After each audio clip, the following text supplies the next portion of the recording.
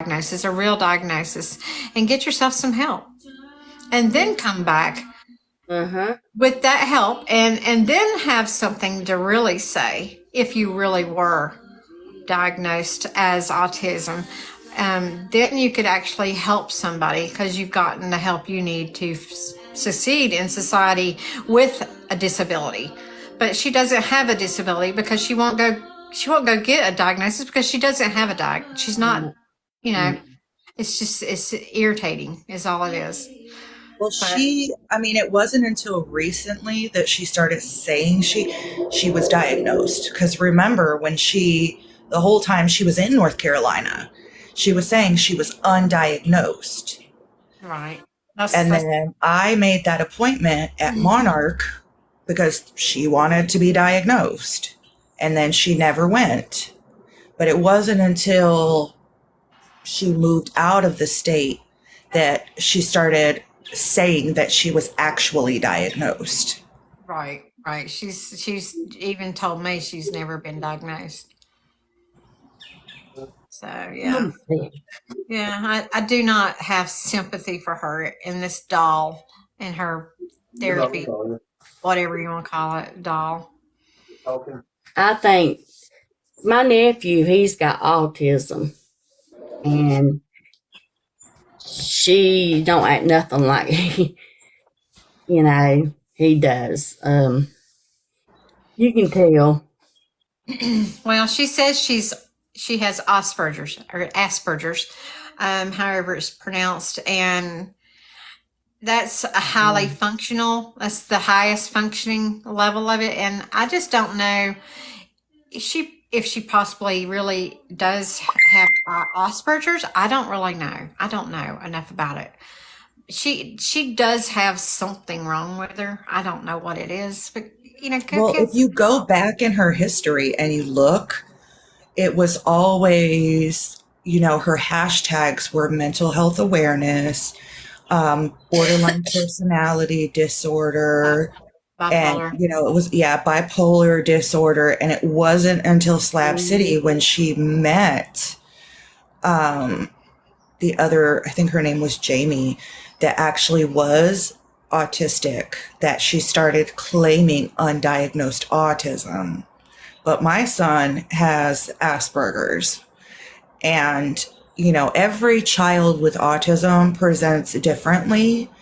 And you wouldn't know that my son is autistic unless you really spent time with him and got to know him. Mm-hmm. But she just, ugh, I couldn't stand to be around her. I mean, that's why I only went to the house a few times to be around her because she's fucking annoying as Uh, fuck. yeah, yeah, yeah. Oh my gosh. So have you been around, like, do you know her, I Krista? know her. She does not act the way she acts on live is 100% not who the fuck she is. Oh, she's 100. definitely She a totally doesn't different sit. person Yeah, off the camera, big time. she Totally different. doesn't. You wouldn't even recognize her.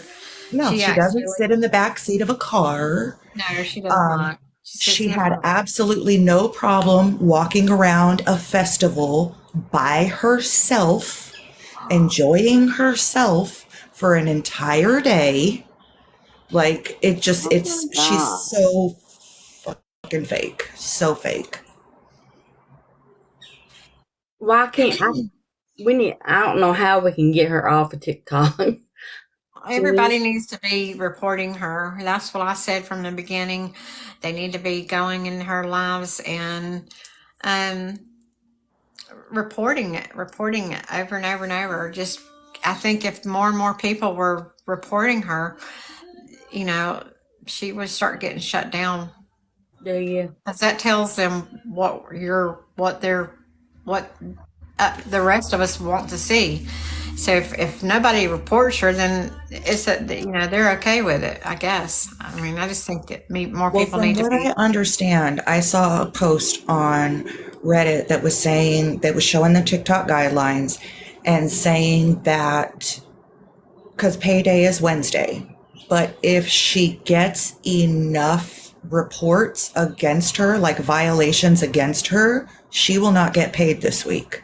So you can go to her videos and just literally report every single video for scams or whatever, and she won't get paid. Hey, everybody, welcome in. Yeah, and I think everybody needs to be doing that because enough is enough. I think Yeah. there is enough of us that, if we all were doing that, we could literally get her off of here.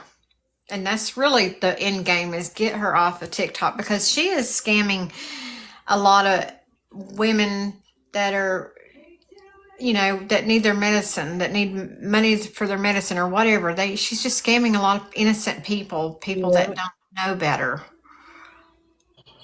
And probably families that need food, that don't they do without just to, I don't know, give to her. A lot of different situations, and there's a lot of them that have children that had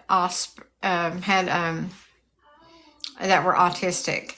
So that her saying she's autistic, it's pulling heartstrings from somebody that also deals with that, which was my situation as well, and Nancy's as well. There's been quite a few people on here, and usually it is something that has to do with the autism that grabs people's attention, and the crying.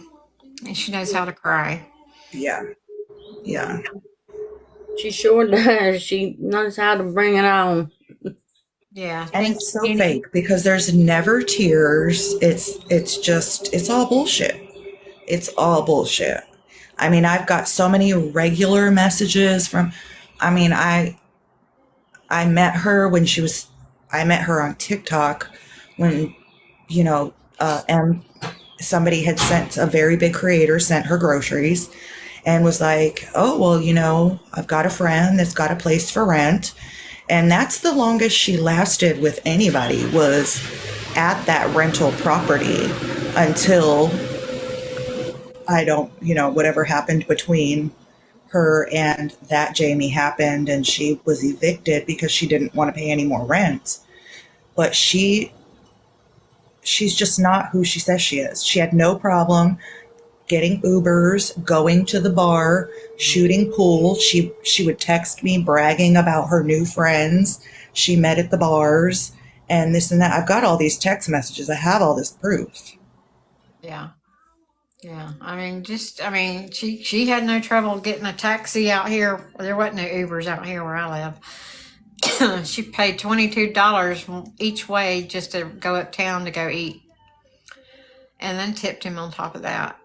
And my Lord. This was a high-end restaurant. This was, I think, our meal was like $120, for the two of us, which ain't high-end, but it's, it's a little more expensive than a regular restaurant. But she had no trouble spending money, and that was all the same week that she had no money coming in, supposedly from TikTok. She had money coming in. And she was mocking the people, the last few days she was here, she was mocking the people that would send her gifts, that was Cash Apping her money. And she says, I told them I don't need anything, but they just love me so much. They just keep sending it. They insist. And then she would do her little hand symbol like she was masturbating, or as if she was a man getting off. She would do that every time someone would send her money. And she says, this is my TikTok monopoly money. I spend it and it just keeps coming back.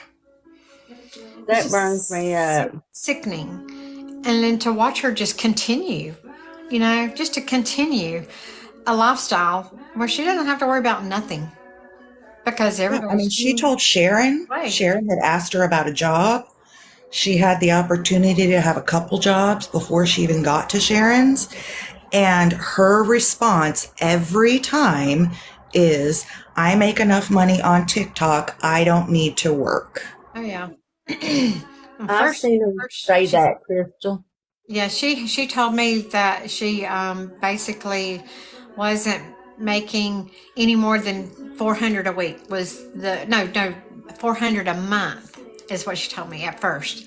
And then she turned around and told me that she didn't want to get disability. She didn't want anything because she made too much money. Well, $400 a month is not too much money to make to get disability. You know, she couldn't keep her story straight.